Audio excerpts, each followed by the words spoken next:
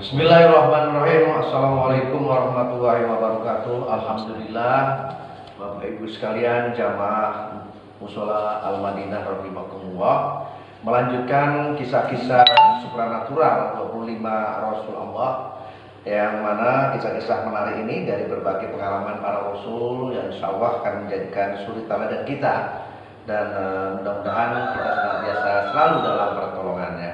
Dan kisah-kisah ini disusun oleh Ahmad Taifin dan Abdullah Muhajir yang diterbitkan oleh toko buku Kota Wali Demak. Pada kesempatan hari ini saya akan membacakan tentang kisah Nabi Soleh alaihissalam. Di sini konon diceritakan tentang unta yang malang. Setelah hancurnya kaum Ad, kalau kemarin sudah saya sampaikan terkait dengan kisah Nabi Hud alaihissalam, saat ini jadi dengan kaum Ad-nya, dan ini tentang Nabi Soleh ini adalah kelanjutan daripada kisah itu. Setelah hancurnya kaum Ad, negeri porak-poranda mereka tinggalkan, kemudian dirombak dan dibangun kembali oleh kaum Samud. Bangkitnya peradaban ini ternyata melebihi sebelumnya, yakni lebih maju, lebih kaya, dan lebih makmur. Hal ini dimungkinkan karena tingkat kreativitas dan intelijensia atau pola pikir kaum Samud ini lebih baik daripada kaum Ad. Bayangkan saja mereka mampu menyulap perbukitan yang tandus menjadi bebatuan menjadi tempat-tempat yang subur, dan kemudian juga dibangun perbukitan tersebut menjadi gedung-gedung pencakar langit yang indah dan lengkap dengan taman kotanya yang rindang.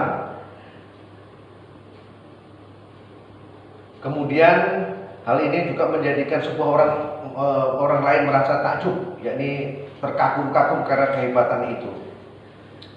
Sayangnya setelah mereka berhasil membangun kota dan kehidupannya, kembali mereka melupakan ajaran agama tauhid.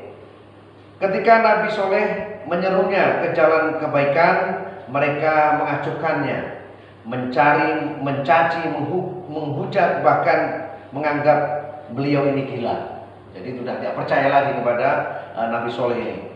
Kalau memang ada nabi, maka di antara kamilah dia yang karena kami lebih kaya dan lebih terpelajar. Jadi dia merasa kalau ada nabi tidak cocok Nabi Soleh ini. Harus kami umat Samud, kaum Samud ini, karena dia lebih kaya, lebih pintar dan sebagainya.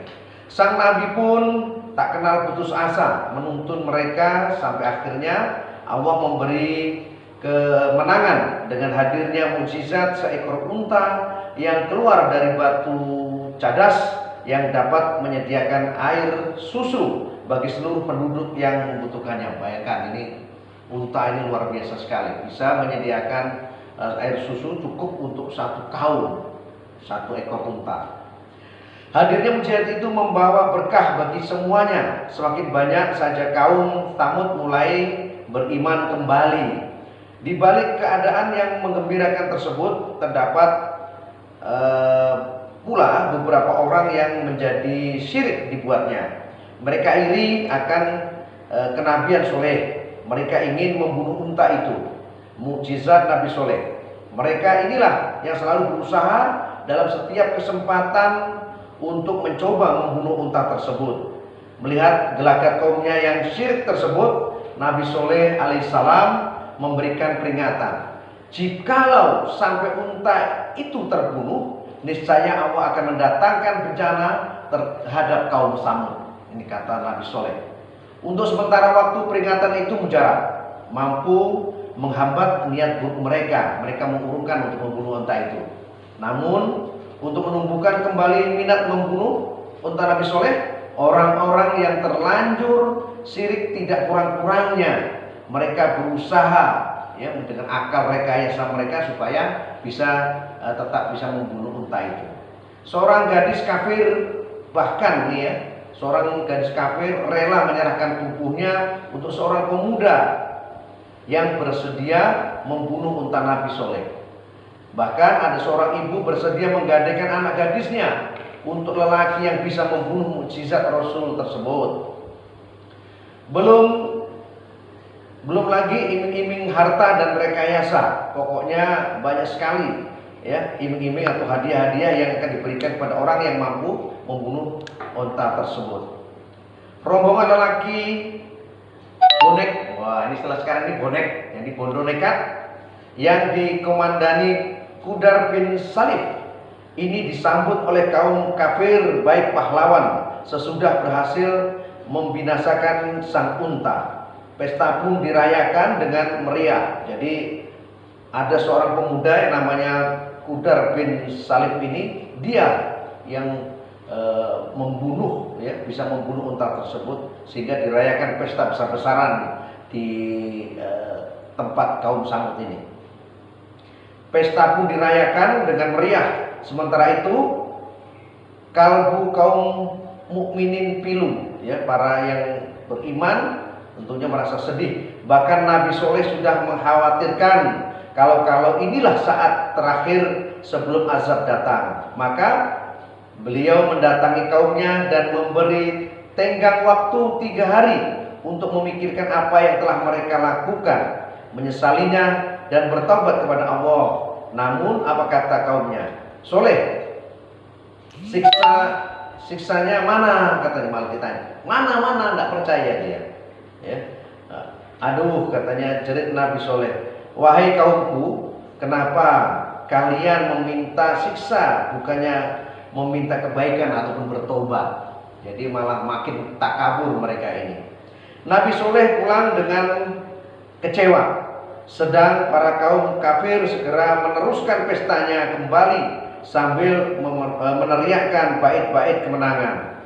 Sehari sebelum batas datangnya siksa, orang-orang yang ragu akan keadaan mereka dan mereka berpikir jangan-jangan apa yang diharapkan, apa yang diucapkan sang Nabi itu benar, hingga mereka akan kena siksa karena telah membunuh unta.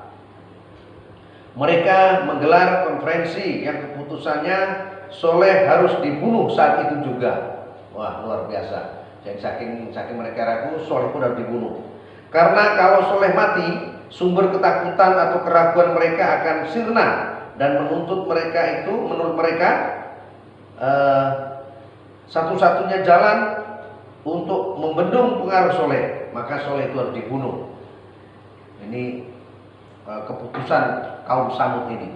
Maka disusunlah rencana itu dan telah ditunjuk pelaksananya. Namun Allah Maha Kuasa. Malam itu Soleh dalam keselamatan dan kesempurnaan. Meski rumah dan tempat-tempat tertentu sudah mereka jajaki, tetapi mereka gagal. Dan bersamaan dengan terbitnya fajar persis 3 hari yang telah dikatakan oleh Soleh tadi, sebelumnya datanglah gempa dan angin dahsyat yang merobohkan rumah dan gedung-gedung kaum Tsamud yang terkenal itu, menumbangkan orang-orang bagikan robohnya pohon-pohon diterjang badai. Kekayaan, kebanggaan kaum yang sangat durhaka itu musnah seketika, terkubur dalam kehancuran yang maha dahsyat oleh azab Allah SWT. Dan sebagaimana janji Allah, orang-orang yang beriman bersama nabinya selamat, tak kurang suatu apapun, bersama dengan rahmat, dengan nikmat, dengan ridhonya. Inilah Bapak Ibu sekalian, jamaah rahimakumullah, tentunya senantiasa kedepankan adalah tetap kita kuatkan iman kita. Billahi taufiq wal hidayah. Wassalamualaikum warahmatullahi wabarakatuh.